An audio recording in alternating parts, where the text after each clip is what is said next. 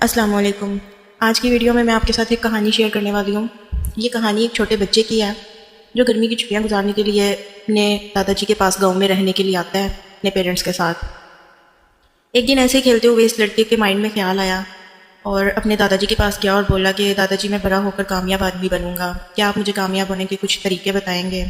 تو دادا جی نے سر ہلاتے ہوئے ہاں میں جواب دیا، لیکن کہا کچھ نہیں اس کو۔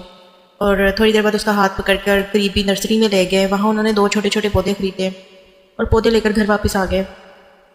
واپس آ کر انہوں نے ایک پودا گھر کے باہر لگا لیا اور دوسرا پودا گملے میں ڈال کر گھر کے اندر رکھ دیا۔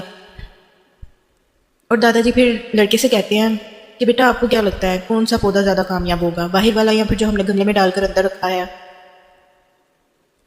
کچھ دیر سوچنے کے بعد لڑکے نے جواب دیا کہ میرے خیال سے اندر والا پودا جلدی کامیاب ہو جائے گا، کیونکہ یہ ہر خطرے سے محفوظ رہے گا، جبکہ باہر والے پودے کو تیز طوفانی بارش اور جانوروں کا بھی سامنا کرنا ہے اور ان کا خطرہ بھی ہے اس کو۔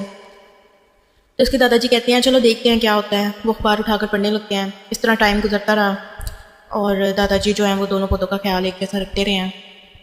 پھر 3 سے 4 سال کے بعد ایک بار پھر لڑکا جو ہے اپنے ماں باپ کے ساتھ گاؤں گھومنے آیا، تو اپنے دادا جی کو دیکھتے ہی بولا کہ جب میں پچھلی بار آیا تھا تو میں نے آپ سے کامیاب ہونے کے کچھ طریقے پوچھے تھے، لیکن آپ نے کچھ نہیں بتایا تھا مجھے، لیکن اس دفعہ آپ کو جو ہے وہ کچھ نہ کچھ بتانا ہی ہوگا۔ دادا جی مسکراتے ہیں اور اس لڑکے کو اسی جگہ لے گئے جہاں انہوں نے گھر کے اندر کچھ جو ہے وہ گملے کے اندر وہ پودا لگایا تھا۔ اب وہ پورا درخت میں تبدیل ہو چکا تھا اور لڑکا دیکھ کر بولتا ہے کہ دیکھا دادا جی میں نے بولا تھا نا کہ اندر والا جو پودا ہے وہ زیادہ کامیاب ہوگا اور جلدی کامیاب ہو جائے گا۔ تو اس کے دادا جی کہتے ہیں کہ بیٹا پہلے باہر والے پودے کو تو دیکھا ہو۔ وہ اسے لے کر باہر آتے ہیں۔ پھر باہر والے پودے کو جب وہ دیکھتا ہے تو اتنا بڑا درخت، اس کی شاخیں اتنی دور دور تک پھیلی ہوتی ہیں اور مطلب کہ کافی مضبوطی کے ساتھ نا ایک گھنا درخت جو ہے سامنے ہوتا ہے بچے کے۔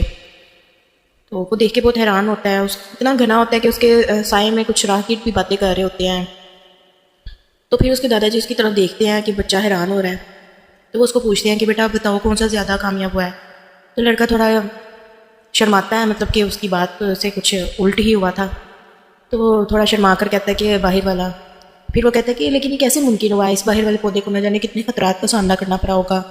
تو اس کے دادا جی مسکراتے ہیں اور بولتے ہیں کہ ہاں باہر والے پودے کو بہت سی چیزوں کا سامنا کرنا پڑا، لیکن رکاوٹوں اور مشکلوں سے نپٹنے اور لڑنے کے بہت سے فائدے ہیں، کیونکہ باہر والے پودے کو آزادی تھی کہ وہ اپنی جڑیں جتنی چاہے پھیلا لے اور بے شک اپنی شاخوں سے آسمان کو چھو لے۔ اور جس آندھی طوفان کو تم درخت کے لیے مصیبت سمجھتے تھے، اسی آندھی طوفان نے درخت کی جڑوں کو اتنا مضبوط بنا دیا کہ آج ایک چھوٹا سا طوفان جو ہے وہ اس کا کچھ بھی نہیں بگاڑ سکتا۔ پھر اس کے دادا جی اس کو کہتے ہیں کہ اب میں جو تمہیں بتانے والا ہوں، اگر تم نے ان باتوں کو اپنے مائنڈ میں بٹھا لیا تو تم زندگی میں پھر جو بھی کرو گے نا ہمیشہ کامیابی ہی ملے گی تمہیں۔ کہتے ہیں کہ اگر زندگی میں صرف اچھی چیزیں چنتے ہو اپنے لیے تم، اور سٹارٹ اپ میں ہی تم اپنی جڑیں مضبوط کیے بغیر کمفرٹ زون میں رہنا سیکھ جاتے ہو، یعنی کہ زندگی میں آنے والی جو مشکلیں ہیں اور جو مصیبتیں رکاوٹیں ہیں اور فیلئر ہے، جب تک اس سے لڑو گے نہیں تو لائف میں تم اتنا کامیاب نہیں ہو سکتے جتنا تمہیں ہونا چاہیے۔ لیکن اگر تم تمام خطرات کے باوجود اس دنیا کا سامنا کرنے کے لیے تیار ہو جاتے ہو تو پھر کچھ بھی ناممکن نہیں ہے تمہارے لیے، کیونکہ کامیاب ہونے سے پھر کوئی نہیں روک سکتا تمہیں۔ تو کہتے ہیں کہ اگر آپ زندگی میں رکاوٹیں فیلئر وغیرہ کو فیس کرو گے نا تو آپ کے لیے راستے اور بھی زیادہ کھلتے جائیں گے۔ اس لیے اگر زندگی میں رکاوٹیں آئیں نا تو رکاوٹوں سے ڈرنا نہیں چاہیے، بلکہ ڈٹ کر ان کا مقابلہ کرنا چاہیے اور آگے بڑھنا چاہیے۔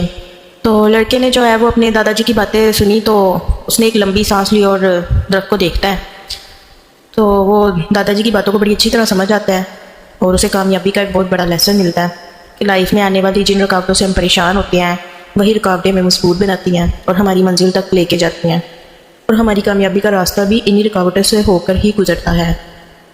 اس لیے ہمیں کبھی بھی رکاوٹوں سے، پریشانیوں سے اور مصیبتوں سے گھبرانا نہیں چاہیے، بلکہ ہمیں اتنا پتہ چل جانا چاہیے کہ اب ہم لازمی کامیاب ہونے والے ہیں، اسی لیے ہمیں مشکلوں کا سامنا ہے اور ان کا مقابلہ کرتے رہیں گے ڈٹ کر، تو انشاءاللہ ایک دن کامیاب ہو ہی جائیں گے۔